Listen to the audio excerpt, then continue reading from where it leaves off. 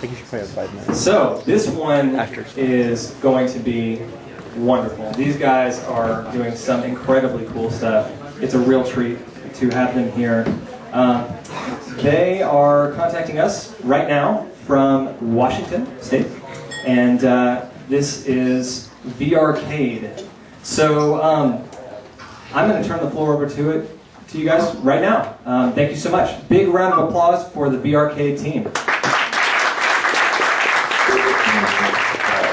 Hey everyone, we are VRCade. My name is Jamie, this is Dave, this is Mark, and we are based in Seattle, and we are building the world's first full-motion virtual reality retail arcade.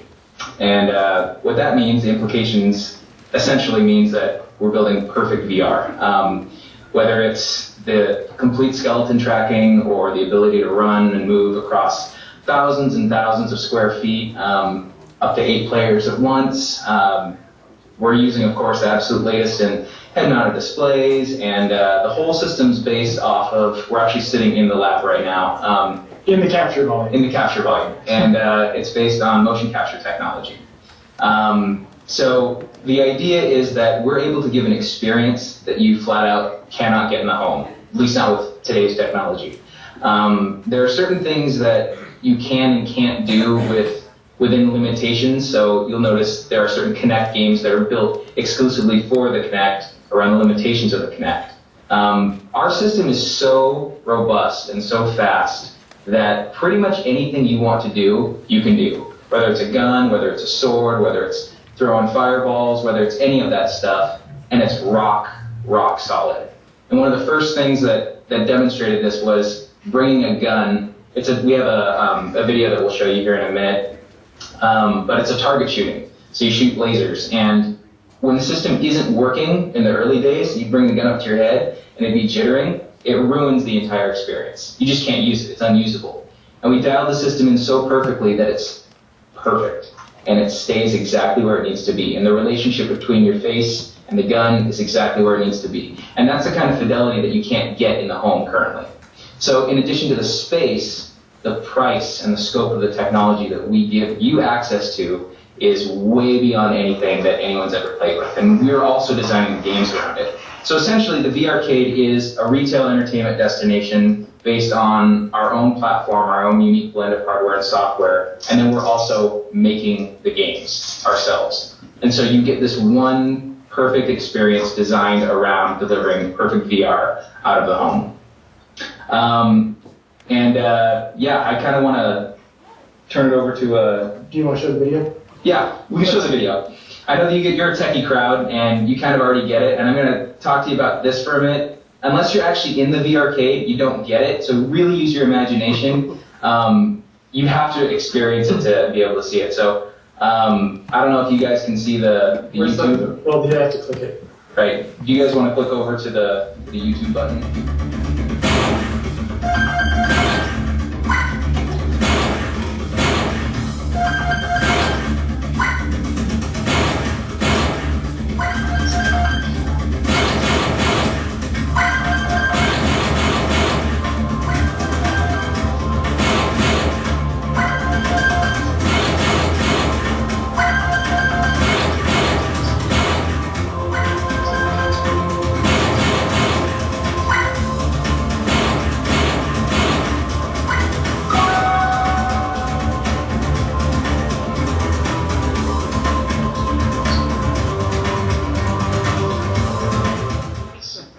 That was really, really cool. Big round of applause for the video. Okay.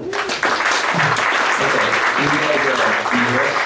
Yeah, you're back. Okay. So, yeah, I think Mark wants to kind of talk about the importance of the wireless freedom and the ability to actually track position in 3D space. Right. So what you saw there might have had a little introduction, would have helped it. It doesn't matter.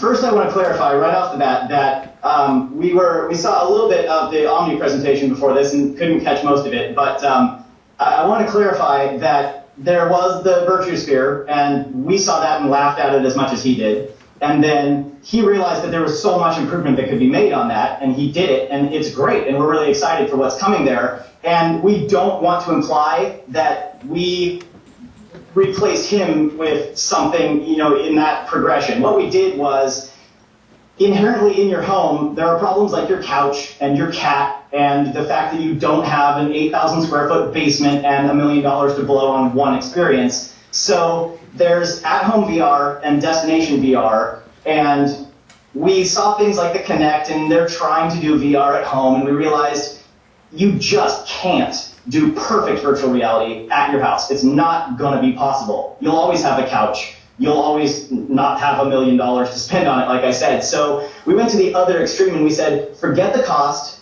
forget everything that they give away in order to fit it in your house and keep it cheap for you to have it, because people are already doing that. Omni's already coming down the line, and that's really exciting that the at-home experiences are improving so quickly and that that's available.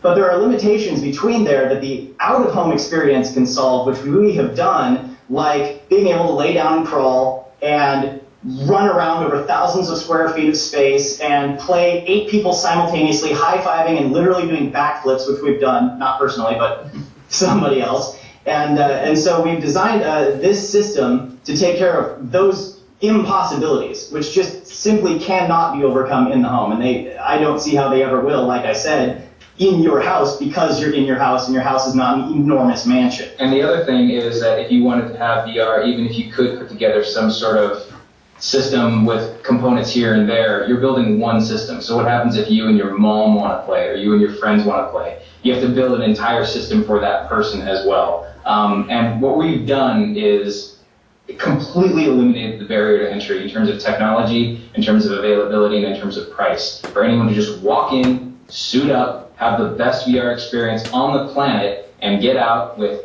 none of that investment. So Dave is our technical guy, and I know you're a technical audience, and I think he has some interesting things he might want to hear. So what we've done is, like Jamie and Mark were saying, we've taken essentially Hollywood motion capture and we've plugged it into a game engine. And this isn't new. People have been doing this in research labs and for military simulations and things like that. It just hasn't been available to the public. So we said, well, why not? Like, people want to have fun. People see this stuff and say, oh man, I wish I could play this. So what we decided is, well, let's find a motion capture company that provides a solution that is fast enough and has the APIs for us to be able to plug directly into a game engine. So what I did is I wrote a network connector that takes everything, like at the packet level, strips out all of the orientation, all of the quaternions and everything that we get, position vectors, and plug it directly into the Unity game objects. And I do it very, very fast. It's on a separate thread. It's running 180 frames a second. And essentially what you get is the most immersive VR experience I've ever had. The other benefit that you get is being able to track your whole body. And it's tracked in the same system that's also tracking your props, that's tracking other people. And so what you get is this very contiguous experience between what you're interacting with and who you're interacting with, which is also very different. If you sit at your computer and play on the Rift, you don't have the ability to like high-five your friend. I mean, even with a Hydra, like you're not going to feel that satisfying, slap of the hand. So we wanted to take down that barrier. A lot of the technical hurdles that we were running into, we wanted to go wireless, and we wanted to provide full body gaming, and in a space that wasn't 12 square feet by 12, or 12 feet by 12 feet like the Kinect can support. And we didn't want to have to build this huge array of Kinects to do like a 50 foot by 50 foot room. So we said, okay, well, let's try IMUs. So we actually bought a system that was just IMUs all over your body, and it was still not fast enough. It was like 30 hertz, so we're talking major lag between what you're doing with your hand and what you're seeing, and you get drift issues and things like that. And so we said, no, we can't deal with any of that, because if someone is actually playing, we're blocking their vision, we're telling them to run around a room, and it's a safety thing. Like, if it's not updating fast enough, they're going to get hurt. So we said, okay, well, how do we fix that? And so an optical solution was the best solution for us to use right now. But the benefit to the other part of what we're doing is if we ever wanted to swap that out for something else that has proven to be, as fast and as reliable, our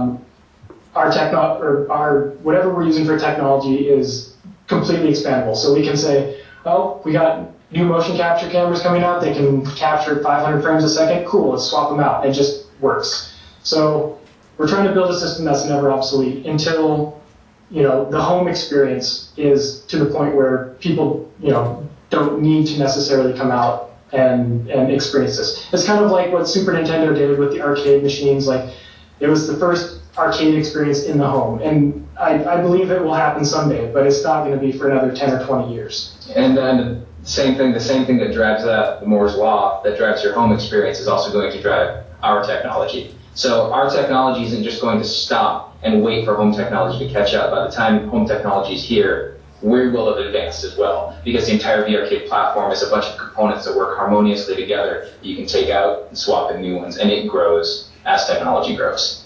Did you want to talk more about the?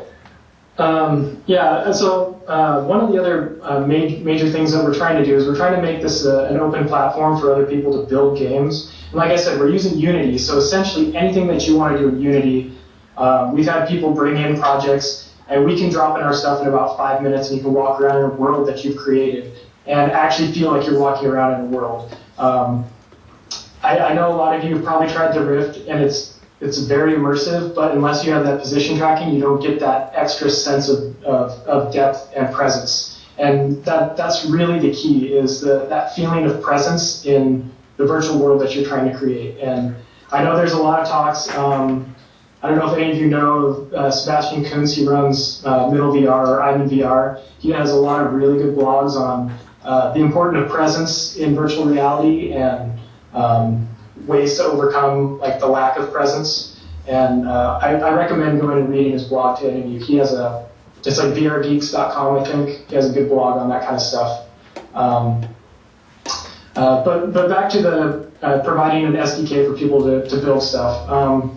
Essentially what we want to offer is a way to track gestures and stuff, kind of like the Kinect, so you can program your own gestures, build your own games, and then we want to be able to carry that over to other VR games that you're building. So it's not just, you're not just building a game for the VRCade, but you're actually building a game for, the Rift and the Hydra, or the new Hydra and the Omni, and all of these peripherals that are in the home, and then be able to take that thing that you built and be able to put it in a large-scale public place and say, look, my game is featured in the VRCade, and have people be able to go in and play it and feel fully immersed. And that's going to be an important part of our business model. We don't have game jams and things like that, so if you wanted to gather with your friends late at night on a Saturday, we're going to open the doors and you can play with our motion capture rig and suit up and develop and just play. And I think that part of it's going to be pretty fun to have all these indie developers come in and use the system. And I think that's about it on the development side. Do any of you have any questions so far? I'll say I have 1,000 questions for you guys, but I'm facilitating, so I will open it up. Big round of applause, first of all.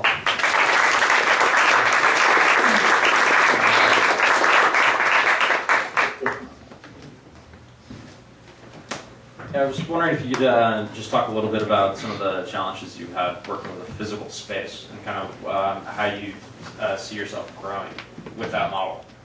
Okay, so to visualize it, the idea is that we will create the world's largest optical capture volume, which currently would be about 150 feet long by 75 feet wide. It'll be one big empty room, gigantic. It's about 12,000 square feet.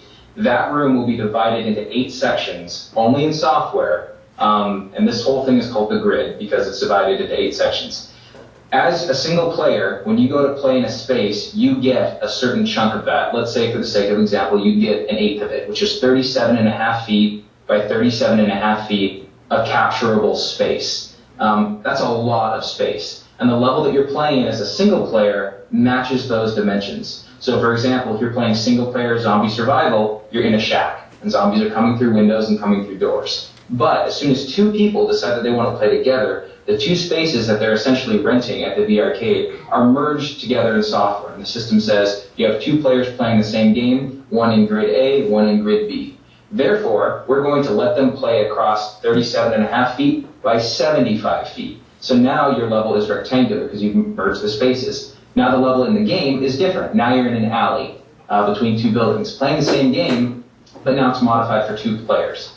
And you do the math, you can do that with 4 players, and you can do it, with multiple players merging their spaces together. So the levels that you play in are constrained to the space that you actually have. But that doesn't mean that you have to stay there the entire time. There are tons of things that you can do with elevators and transporters and vehicles and helicopters and just making you be in an area and then having something come and take you away to another area, or being on top of a train and just cruising through hundreds of miles of huge open landscapes while you're shooting robots, or flying on some sort of magical platform where you're throwing fireballs and calling down lightning on monsters and demons and giants coming over the mountains. You can really give that sense of scope, especially if you're able to move within that space. The other thing is that these experiences aren't full console experiences of 40 hours. They're 10-minute experiences where you get in, you suit up, and you have this intense, perfect, amazing experience with your full body, and then you're done. Which means that the scale of the games is a lot smaller. Which means you don't need to have to walk across all of New York City, and you don't have to cover thousands and thousands of miles. All the game constraints that we have, and the idea of having a bigger space equals a better game, doesn't apply, especially when the experience is so much better in the VRCade. You can do a lot with a small space, and there's a lot of tricks that you can do to get around any space restrictions.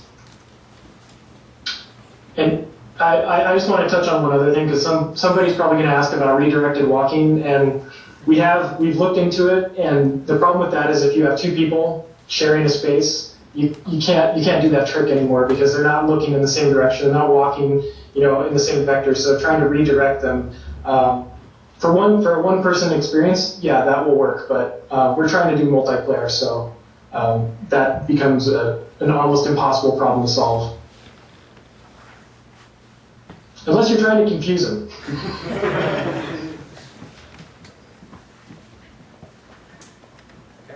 So would these be set up like at Dave & Buster's, or Would how these would be we set up found at these? David Buster's, or how do we find these? Yeah. Okay, so we actually did toy with the idea of actually incorporating them into Dave & Buster's. They require a certain floor space, and of course the experience that you get to play determines on how much floor space you have. But we will actually be building our own VRCades.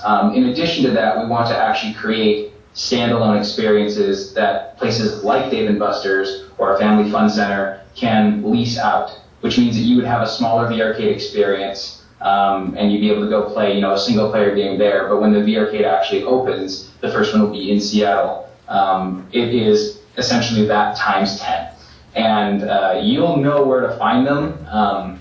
So you'll have the big arcades, and we hope to pop them up all over the country so that you can have actual network play. You can have like Seattle versus Las Vegas, or San Francisco versus New York, and shooting people or fighting swords or throwing fireballs with people who are thousands of miles away, but it feels like they're there. So we're very interested in getting them popped up all over the place. We're interested in partnerships. We're interested in creating standalone experiences as well that are all over the country.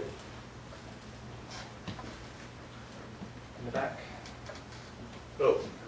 What keeps you from running into the other people? Like, nothing physically stops you from running into the next. What keeps you from running into the next person? Yeah. Into other people?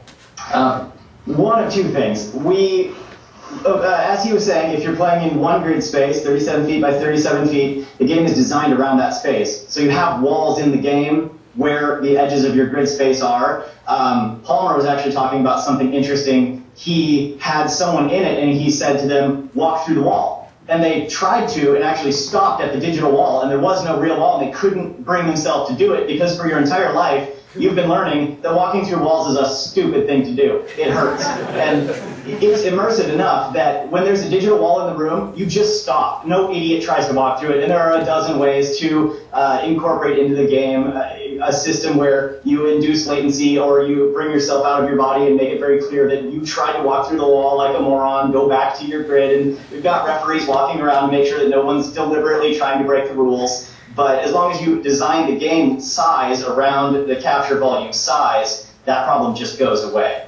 Yeah, so there's no reason why anyone would want to, outside of actually trying to break the system. There's no reason why someone would want to leave their space, because remember, they're not signing on with their brother's Xbox Live account and, team killing. They went in, they paid real money, and they have tons of people in the lobby and online watching them, and they paid money to go and have an experience. And that's kind of a nice barrier to keep everyone out who would otherwise, totally mess with the system. But like Mark was saying, your experience is designed around the space that you have. And if you try to walk through a wall, you might be able to walk through the wall because there is no wall in real life, but your character won't.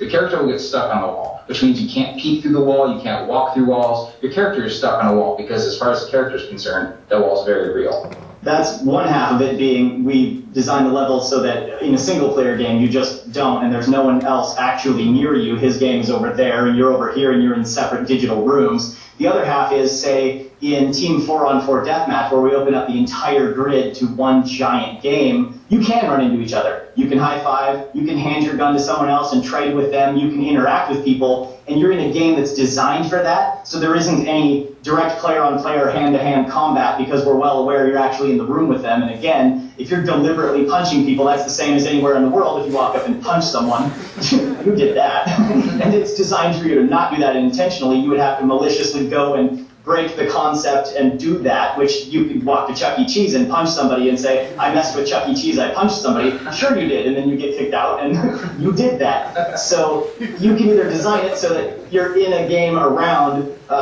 cooperative, like in a puzzle game where you can actually see and interact with the person and there's no fighting, or you're in separate grid spaces and then you can actually just elbow them in the face because they're not in the room with you. Your opponent is all the way across the room or all the way across the country.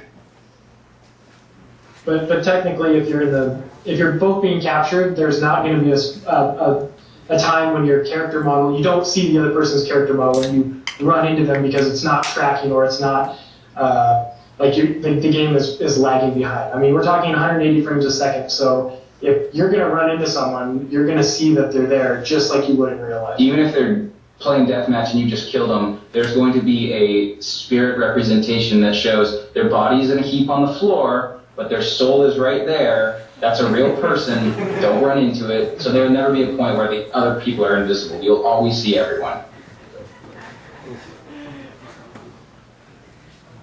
I'm going to ask one question because I can't not. So there's a lot of 3D vision enthusiasts in the room. Can you talk a little bit more about your optical tracking system?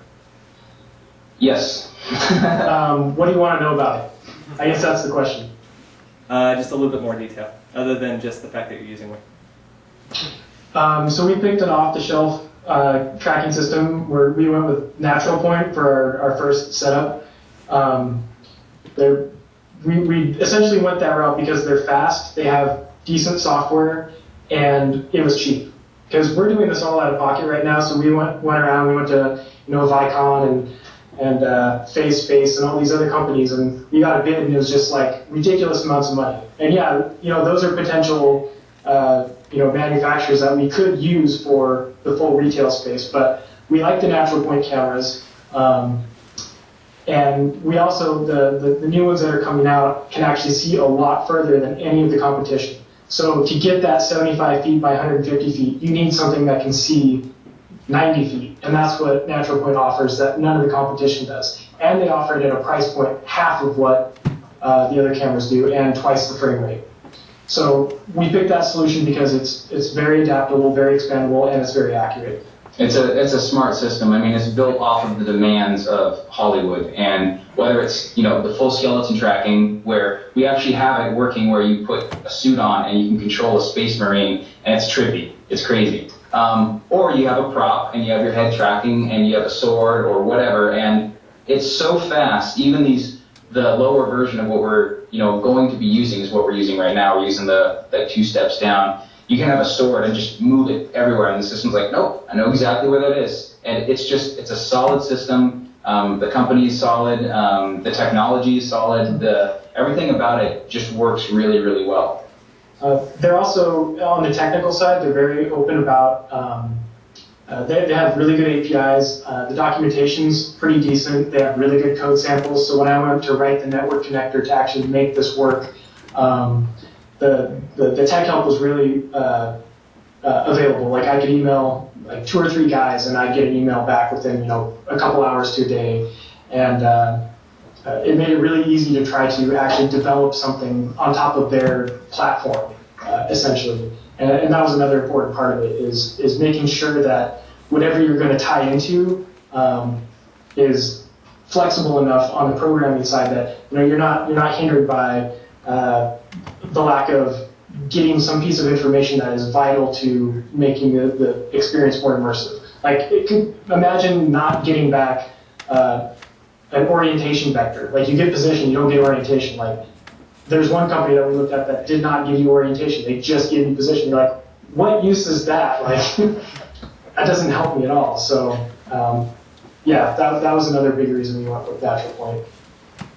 Very cool. Oh, we have one more question.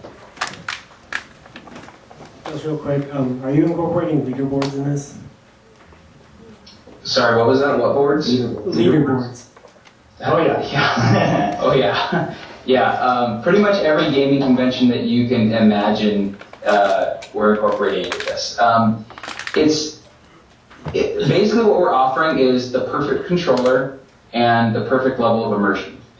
Take that and add it to anything that you can imagine, and not only do you get the ideal quintessential version of any genre or any game, but you also get this brand new open door for games that don't exist, that could never have existed without this. And we've already thought of a couple, and it's like it's insane. It's incredibly exciting to have a platform that does not only leaderboards and online play and avatar system and rewards and high scores and all that stuff, but all the other stuff as well that's never been done before. So yes, leaderboards will definitely be a big part of it. And the nice thing about it is that if you're in Seattle, let's say when it starts, the people on the leaderboards have probably been in there that week. Like, it's an actual community. So you build this not faceless over Xbox Live. You're walking into an arena and you're fighting someone, and after 10 minutes you both walk out.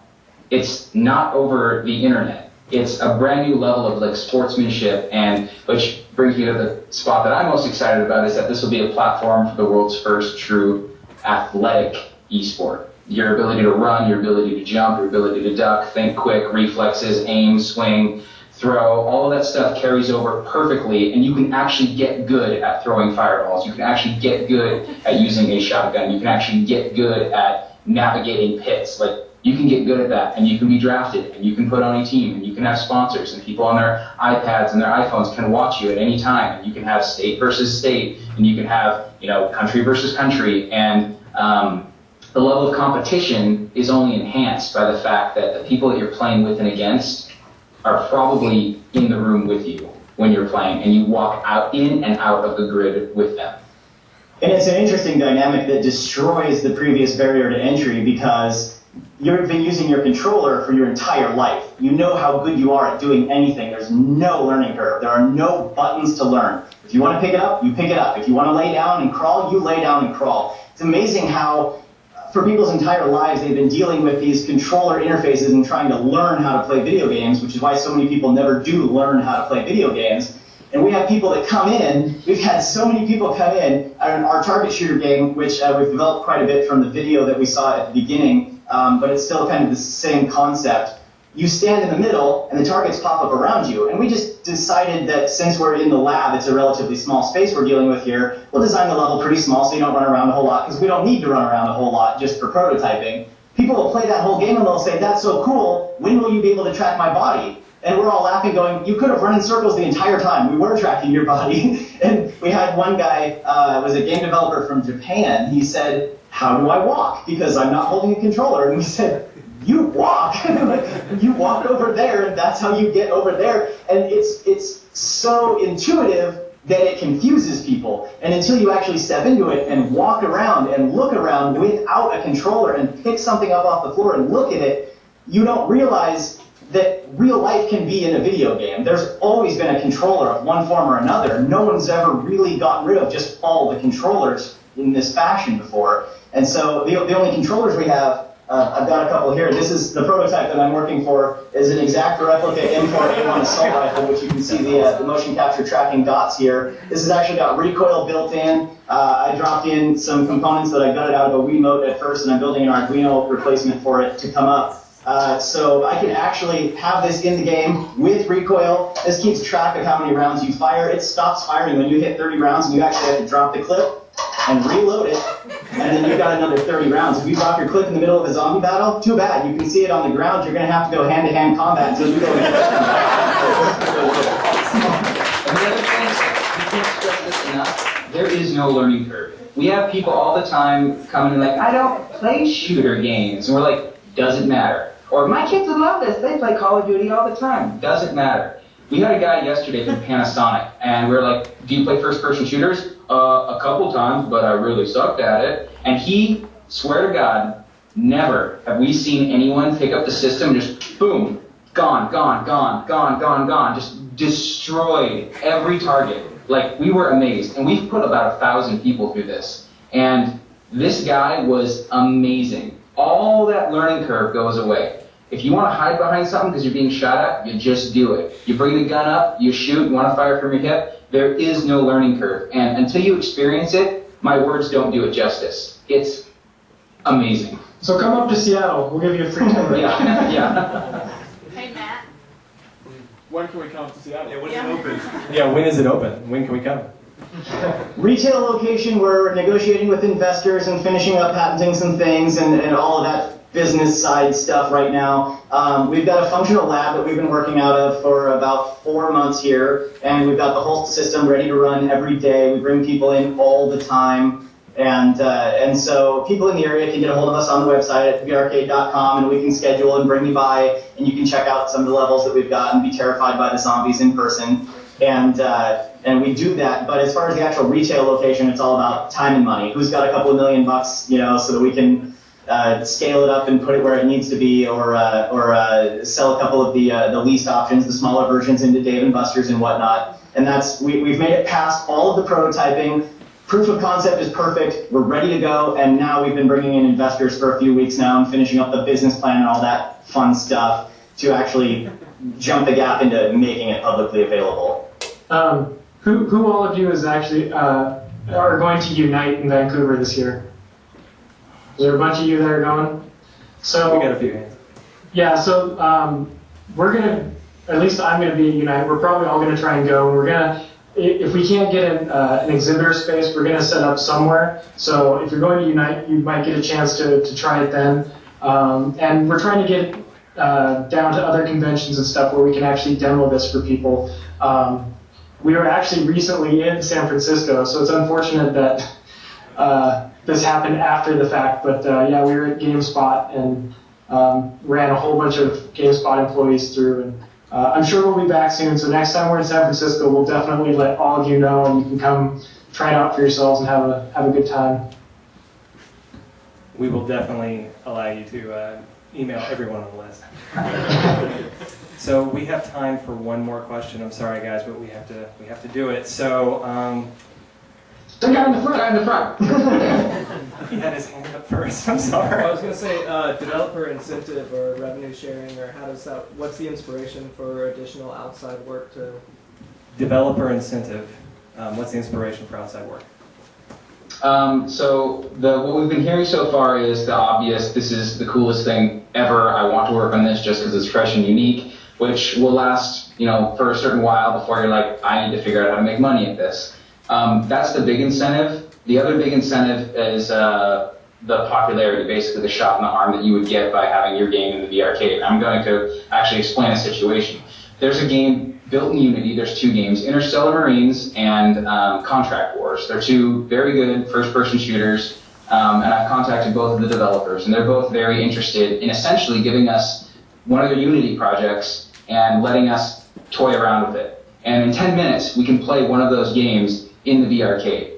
And those games have different incentives for, mostly Contract Wars. We'll use Contract Wars as a good example. It's free to play, but it makes its money off of microtransactions, renting guns and buying guns and upgrades and all of that stuff.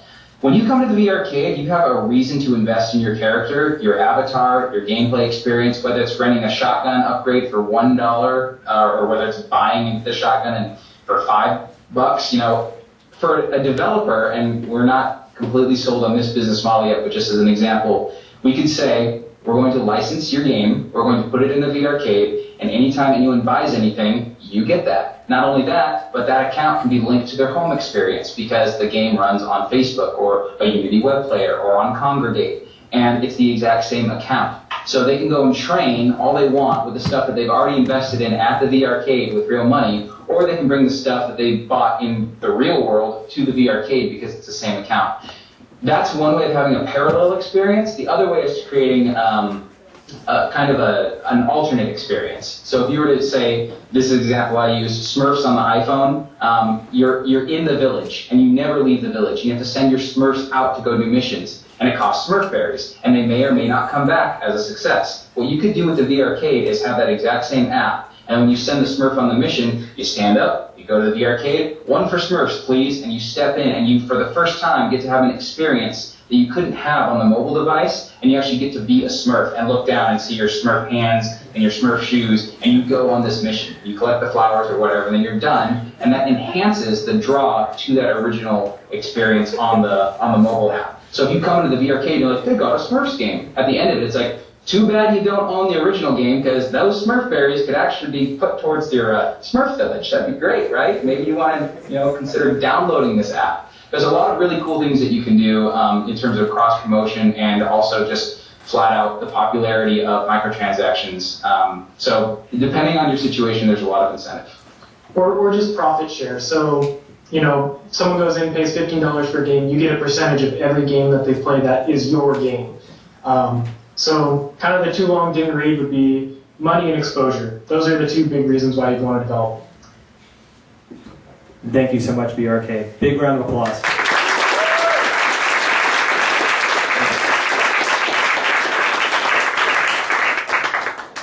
Thanks, guys. Okay, bye. See ya. We're going to take one more intermission, and yeah, that was